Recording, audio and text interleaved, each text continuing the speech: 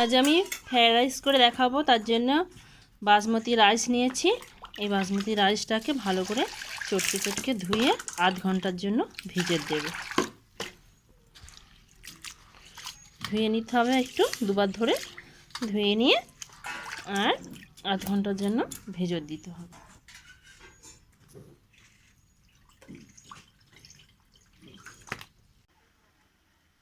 জল টকবক করে ফুটছে, তেজপাতা দেব, দুটো এলাচ ফাটানো এলাচ, আর দেব রিফাইন অয়েল জলের মধ্যে দিয়ে।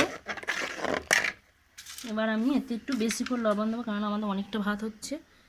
বেশি করে লবণ দিয়ে দিলাম, মানে এই লবণটাই ভাতের মধ্যেই হয়ে যাবে, যাতে ভাতে না আর লবণ দিতে হয়। এবার আমি চালগুলো এই ফুটন্ত জলের মধ্যে, কসকসে ফুটন্ত জলের মধ্যে চাল দিয়ে দেব।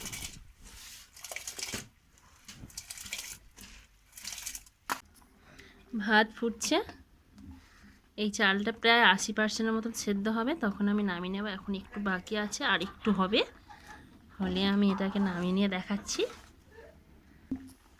এই যে হয়ে এসছে এরকম ভাব। এবার আবার নামিয়ে নিতে হবে। আমি ঢালিয়ে নিচ্ছি। এবার আমি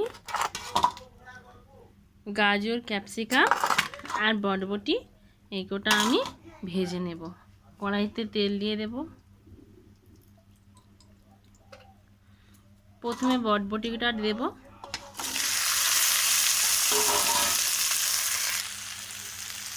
এবারে এখানে সামান্য একটু হলুদ গুঁড়ো দেব, আর দেব লবণ। ভেজে নেবো হালকা করে। বরবটিটা হালকা ভাজা ভাজা হয়ে এসেছে, ক্যাপসিকাম আর গাজরটা দিয়ে দেব,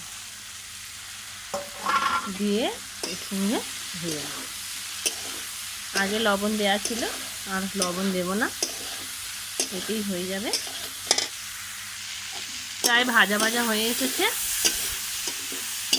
এবারে আমি এখানে চাট মশলাটা দিয়ে দেব। চাট মশলা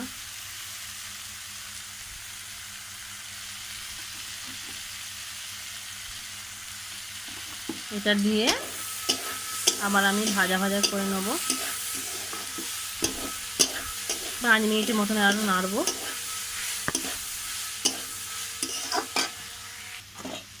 এবার এখানে কাজু বাদাম নেই, শুধু কিশমিশটা আছে, তাই আমি এর মধ্যে কিশমিশগুলো দিয়ে দেব। দিয়ে নেড়ে নেড়ে ভেজে নেব।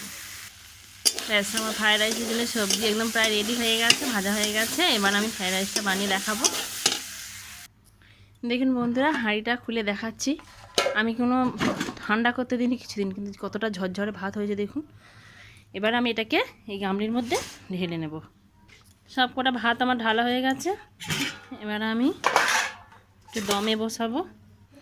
এর মধ্যে এই হাঁড়ির মধ্যে ভাতগুলো দেব। প্রথমে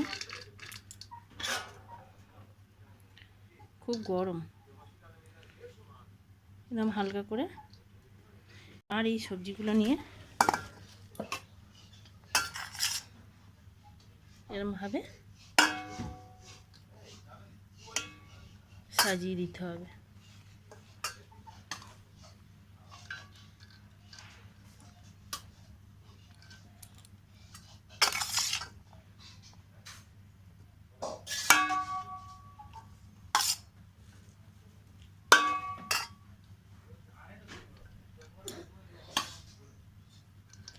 এইভাবে বানাবেন, খুব সুন্দর লাগবে ফ্রাইড রাইস। ঝরঝরেও হবে, অথচ কম খাটুনিতে হয়ে যাবে সবার জন্য।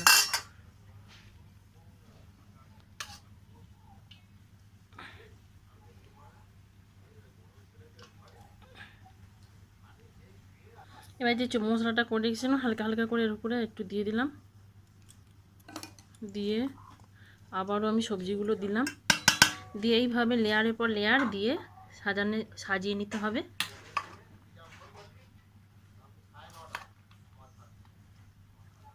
সাজানো হয়ে গেছে,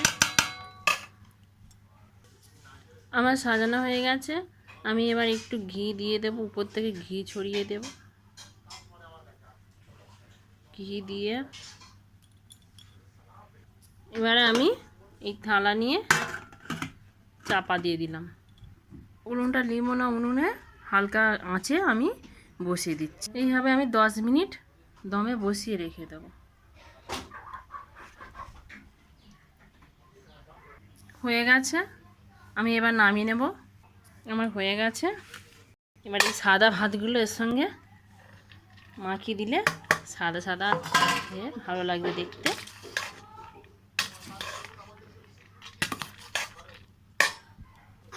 দেখুন বন্ধুরা, আমার ফ্রাইড রাইস একদম রেডি হয়ে গেছে। এবার শুধু ঝরঝরে ভাত শুধু পরিবেশন করে দেখালেই হয়ে যাবে। এইভাবে পরিবেশনকে খেয়ে দেখবেন কেমন হয়েছে, আমাকে বলবেন। দেখুন কেমন হয়েছে, দেখুন আপনারা নিজেরাই দেখুন কতটা ঝরঝরে হয়েছে। দেখুন